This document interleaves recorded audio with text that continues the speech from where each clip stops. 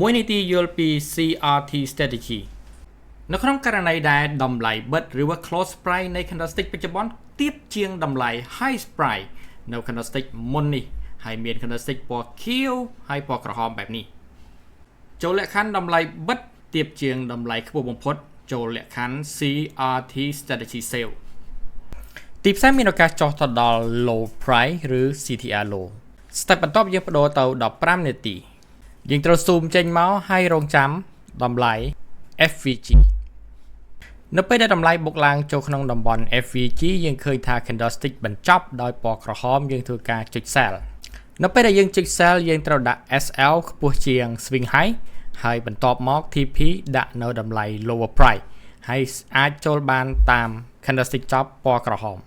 នេះគឺជារូបភាពចម្លងយុទ្ធសាស្ត្រនៃការចូល CRT បែប FVG ហើយបន្ទាប់ពីយើងរៀបចំផែនការហើយយើងឃើញថាទីផ្សារនឹងចុះតាមអ្វីដែលយើងរៀបចំហើយទីផ្សារនឹងចុះរហូតដល់ TP ហើយនេះគ្រាន់តែជា EP ទី1នៃការប្រើ CRT បែបងាយៗមួយនាទីយល់ពីសុនវិចិត្រ